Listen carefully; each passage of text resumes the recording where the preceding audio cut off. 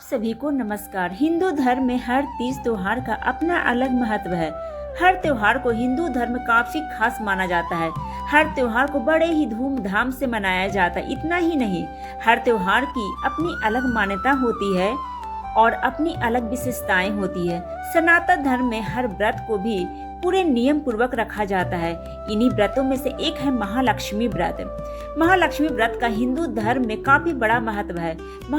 महालक्ष्मी व्रत पूरे 16 दिन तक चलता है। धर्म ग्रंथों के अनुसार श्राद्ध पक्ष की अष्टमी तिथि बहुत खास होती है, क्योंकि इस दिन 16 दिनों तक चलने वाली महालक्ष्मी व्रत का समापन होता है। महालक्ष्मी व्रत में हाथी पे बैठी देवी महालक्ष्मी की पूरे विधि विधान से पूजा की जाती है। इसी कारण इस व्रत को हाथी अष्टमी या हाथी पूजन के नाम से भी जाना जाता है।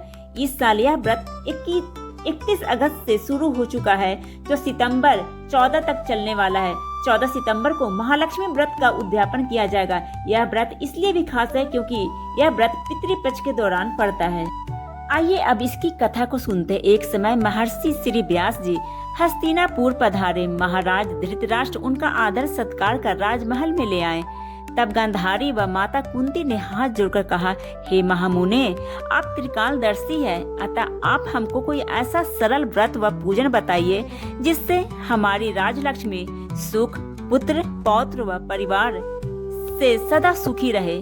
तब व्यास जी ने कहा, मैं एक ऐसा व्रत का वर्णन करता हूँ जिससे घर में लक्ष्मी जी का निवास होकर सुख वैभव की वृद्धि होगी। वह महालक्ष्मी का व्रत है जो प्रतिवर्ष आश्विन कृष्ण अष्टमी को किया जाता है। हे महामुने, इस व्रत की विधि हमें सविस्तार बताने की कृपा करें। तब व्यास जी बोले, हे देवी, यह व्रत भाद्रपद शुक्ल अष्टमी से आरंभ करें।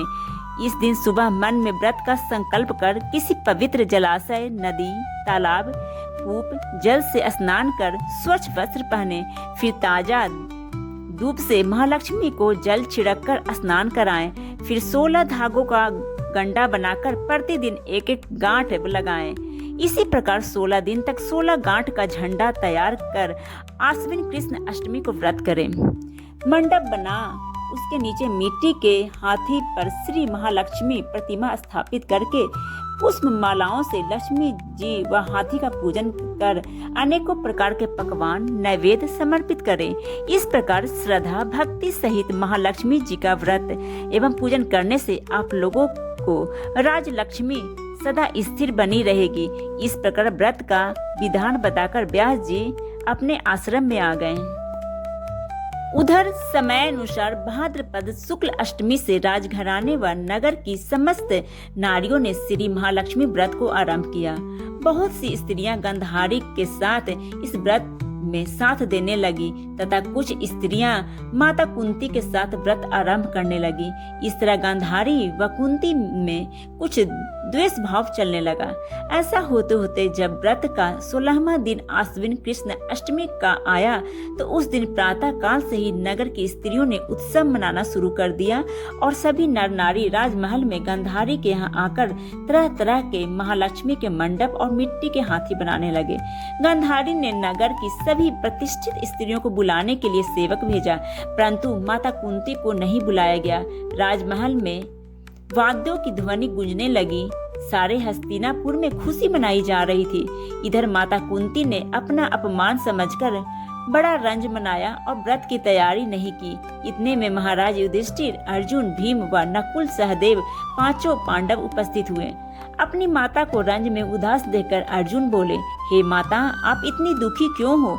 तब माता कुंती ने कहा, हे पुत्र, यह अति अपमान है। इससे बढ़कर और क्या दुख हो सकता है?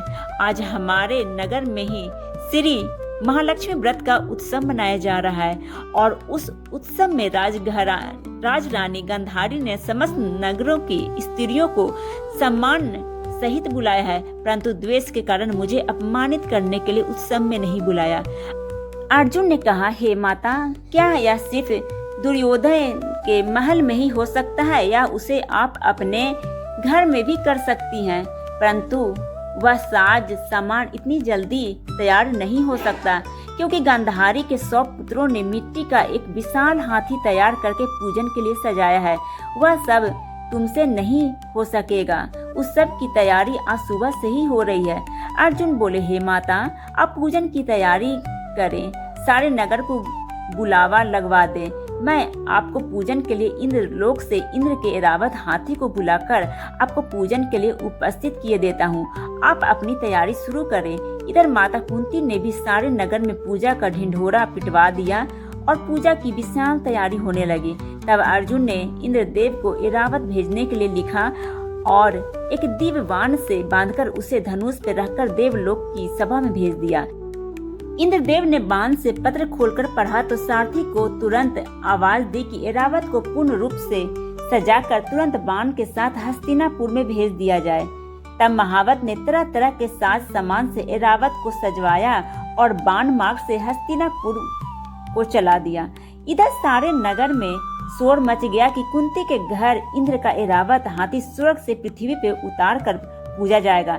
इस समाचार को सुनकर नगर के सभी नर नारी बालक वृद्धों की भीड़ एकत्र होने लगी। गांधारी के महल में भी हलचल मच गई। नगर की स्त्रियां पूजा थाली लेकर माता कुंती के भवन की ओर दौड़ने लगी।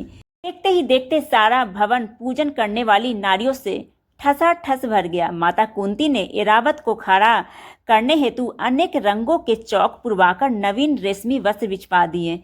हस्तिनापुर वासी स्वागत तैयारी में फूल, माला, अबीर, केसर हाथों में लिए पंक्तिबद्ध खड़े हो गए।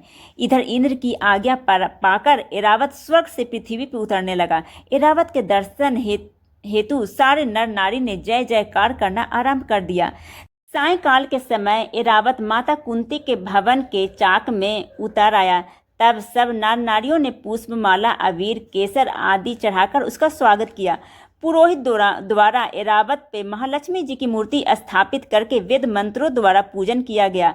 नगर वासियों ने भी लक्ष्मी पूजन का स्वागत करके ऐरावत की पूजा की। अनेक प्रकार के पकवान लेकर ऐरावत को खिलाए गए। ऊपर से यमुना जल पिलाया गया। फिर तरह तरह के पुष्पों की ऐरावत पे वर्षा की गई।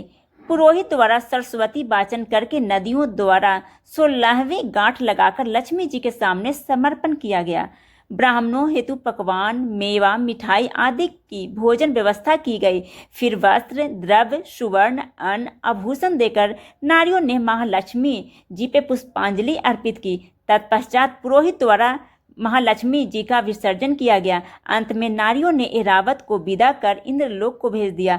महाराज सूत जी ने कहा, हे ऋषियों, इस प्रकार से जो स्त्री महालक्ष्मी का व्रत करती है उसका घर लक्ष्मी जी की कृपा से सदा धन्य धान मांगलिक वस्तुओं से पूर्ण रहता है।